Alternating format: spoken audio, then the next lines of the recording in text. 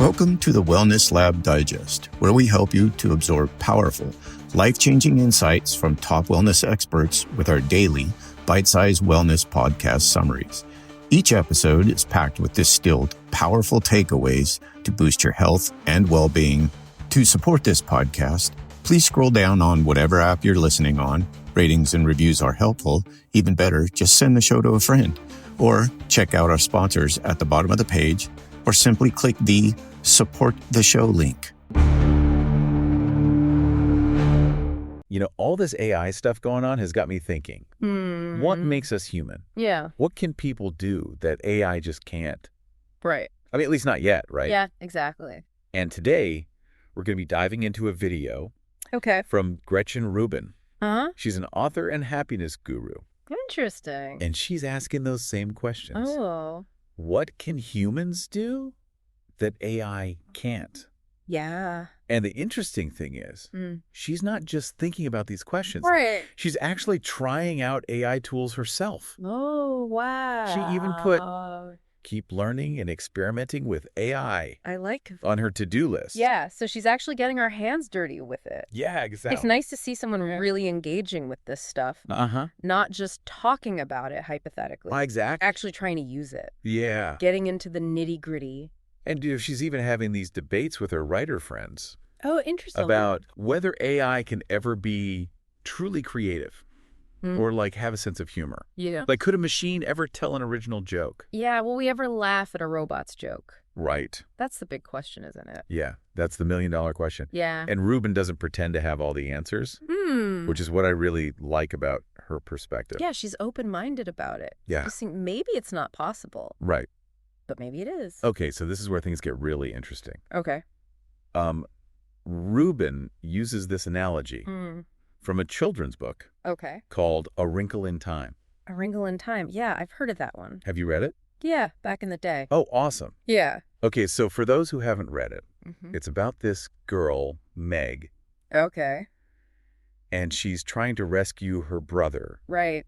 who has been taken over Oh, no. by this powerful entity called IT. IT. Yeah. Okay. And IT is basically a disembodied brain What? A disembodied brain? that controls an entire planet. That's kind of creepy. I know, right? Yeah. Like, think about that. Yeah. A giant brain controlling everything. So it's like this all-powerful intelligence, Right. but with zero empathy. And no compassion. Right. Yeah. And Meg is just an ordinary girl, Right. and she's told she has something that IT doesn't. Interesting. And it's her only weapon Her only weapon. against this unstoppable force. Wow. But she has to figure out what it is. That's a tough challenge. You've got this unstoppable brain, and you have to figure out your one advantage. What could she possibly have Right. that this super intelligent being doesn't? Right. I mean, what could it be? You know, that's exactly what Rubin is exploring. Okay. Like, what makes us uniquely human? Yeah. What is it about us Right. that even the most advanced AI Uh-huh. can't replicate? Yeah, that's the question. And the answer in the book is love. Love. Interesting. Meg's weapon Uh-huh. is the love she has for her brother and the love she receives from others. Oh. It's this powerful emotion Right. that ends up being stronger than all of IT's intelligence and control. So love is more powerful than a giant brain. Apparently so. That's a powerful idea. Right. So what is it about love that makes it so strong? Right. Like, why is love such a powerful force? Especially against something like IT. Yeah, and this is where Rubin connects it back to AI. She's saying that even if AI can, like, simulate support Okay. or make us feel loved, Right. it doesn't actually love us back. That's a good distinction. Yeah. Makes sense. Yeah. Because, you know, I was thinking about this. I actually tried out one of those AI chatbot companions. Oh, yeah. Those things are everywhere now. I've seen a lot ads for those. Yeah, and it was good at giving support and advice, Okay.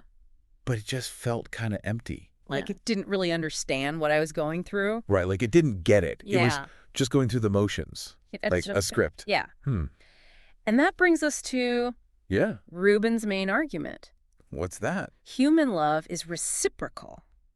It's about giving and receiving, Right. supporting and needing support.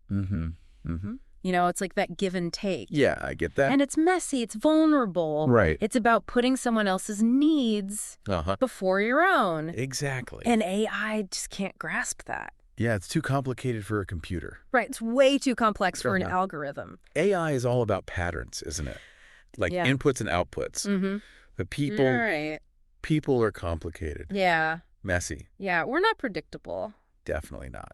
And it's not just chatbots. What else? Like, think about those AI writing assistants. Yeah. They're super popular right now. Everyone's using them. They can write all this stuff. Mm-hmm. And it sounds really coherent. Yeah. But it's missing something. What's missing? Like a heart. That human touch. You mean like... The feeling that you get when a real person wrote it.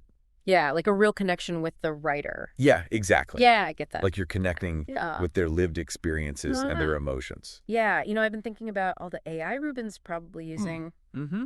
Like those chatbots and writing assistants. Mm-hmm. They're really good at information processing and, following patterns. Right. But they don't have that deep understanding, that comes from human experience and emotion. Yeah, and so we've got this really powerful analogy from A Wrinkle in Time. Right. And we've touched on the limitations of AI. Yeah, especially when it comes to something like love. Exactly. So, like, where do we go from here? What's the big picture that Rubin's trying to paint?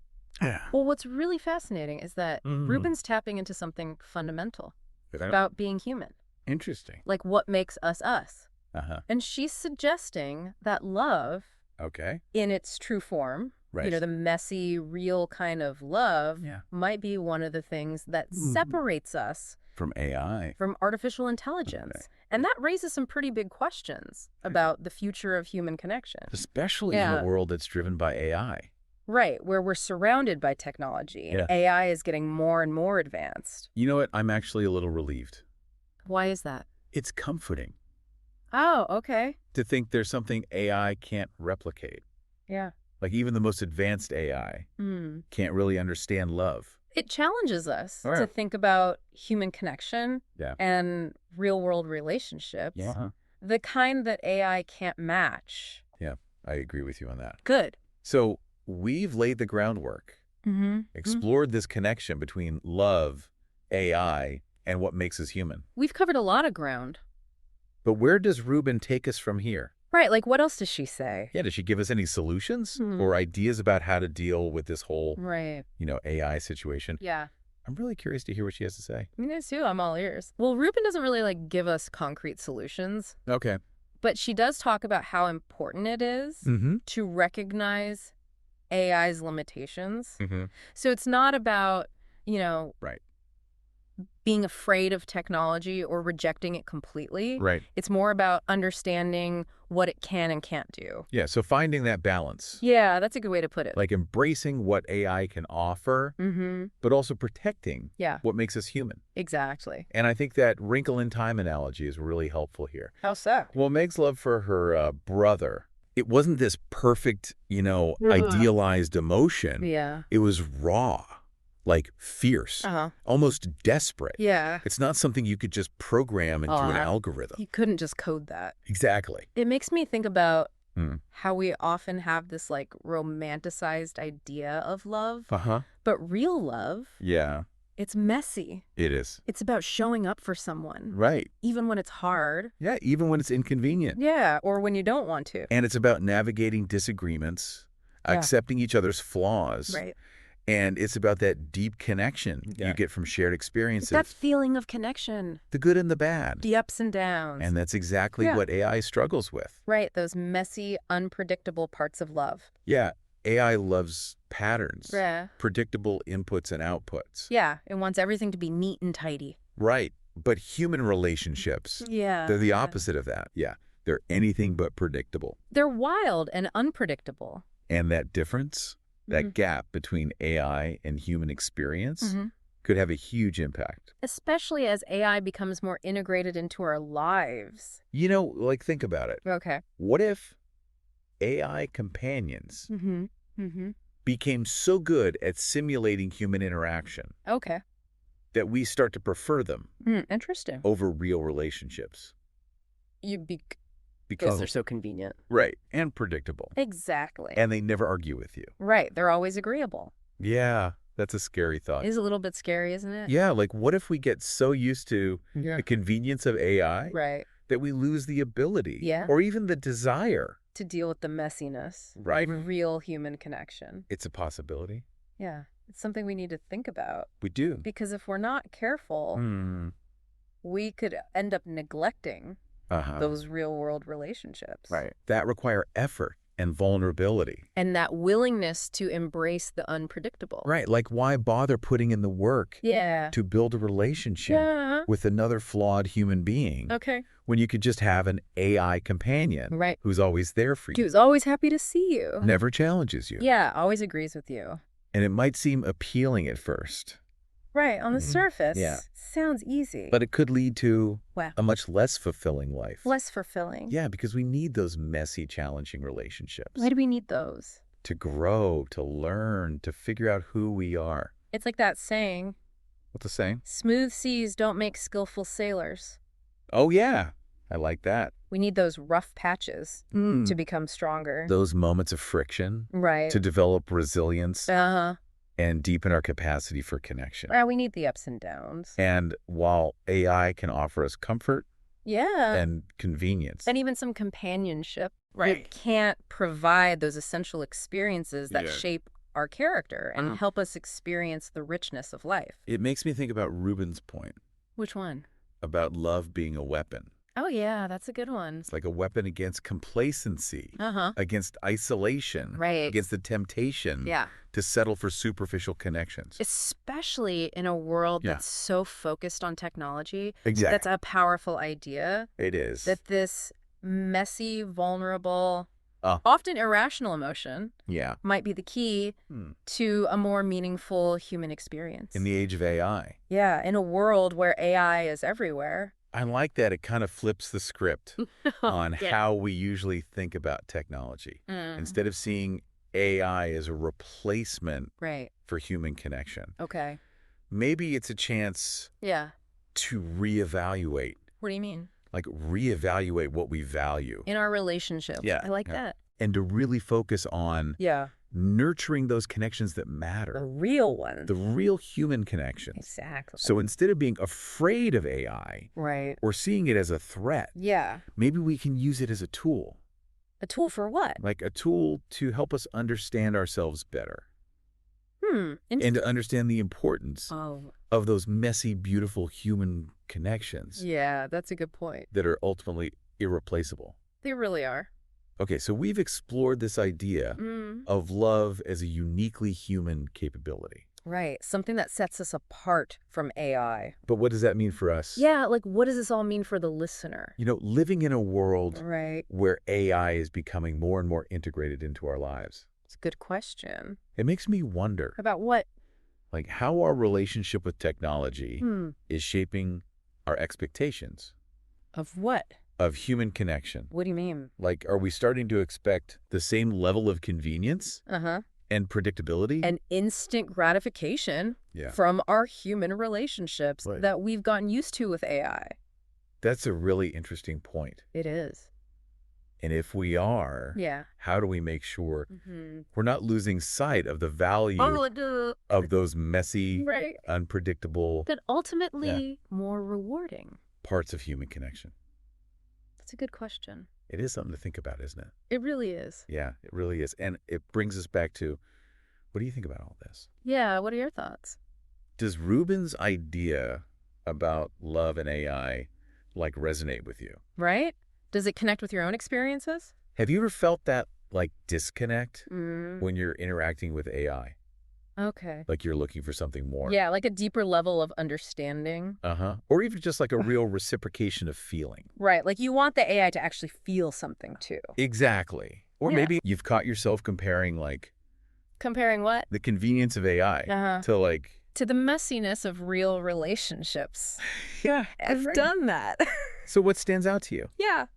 What do you think is important? How about this whole AI and love thing? It really makes you think. It does. About the nature of relationships. Like our relationships with other people. Right. And our relationships with these machines. And maybe, just maybe, this whole exploration of what AI can't do can help us rediscover. Rediscover what? Like the beauty and the importance of human love. I like that. Like, think about those moments when you felt truly connected. With another person. Like, they really got you. What made those moments so special? Yeah. What was it about those interactions? Was it the shared laughter? Right. The deep conversation? Those heartfelt moments. Yeah, or even just like that unspoken understanding you get from years of shared experiences. Yeah. Those are the things that AI just can't replicate. Not yet, at least. Right. And those are the moments that remind us. Of what? Of what really matters. So AI can help us with tasks and give us information. It can even be a form of company. Yeah, but it can't replace that depth of human connection. Yeah, that real connection. That feeling of belonging. Yeah. Like being truly loved. For who you are. Flaws and all. Right. And that's powerful. It is. Because it reminds us. Of what? That we have the power to choose. To choose what? How we engage with technology. Okay. And to prioritize those real human relationships. The ones that really feed our souls. Exactly. That make life meaningful. So as you're going about your life in this crazy AI world. Right, where AI is everywhere. Remember to cherish those human connections. Yeah, spend time with people you care about. Be present. Be there in the moment. And don't be afraid to be vulnerable. Yeah. To embrace the messiness. Embrace the messiness of love. Of real love. Exactly. Because ultimately, those are the connections that make life worth living. They really do. It's those moments. What moments? Of shared joy and sorrow. Right. Those acts of kindness. And compassion. That truly define who we are as human beings. And who knows, maybe by looking at... At what? The limitations of AI. Okay. We can actually gain a deeper appreciation. For what? For human love. For all the possibilities of human love. It's something to think about, isn't it? It really is. Until next time, keep diving deep, friends. Thank you for listening to the Wellness Lab Digest. If you receive value from the podcast, I have 3 asks of you. 1, share the show on social media with your friends and tag the show at the Wellness Lab Digest on Instagram. 2, please leave a rating and review in whatever app you're listening on. And last but not least, please let me know what topics you would like us to cover in the future. You can contact me at empoweringmen.org/contact. And right now we have a free ebook to get you started on your wellness journey as well. That's empoweringmen.org/contact. To support this podcast, check out our sponsors at the bottom of the page or simply click the Support the Show link.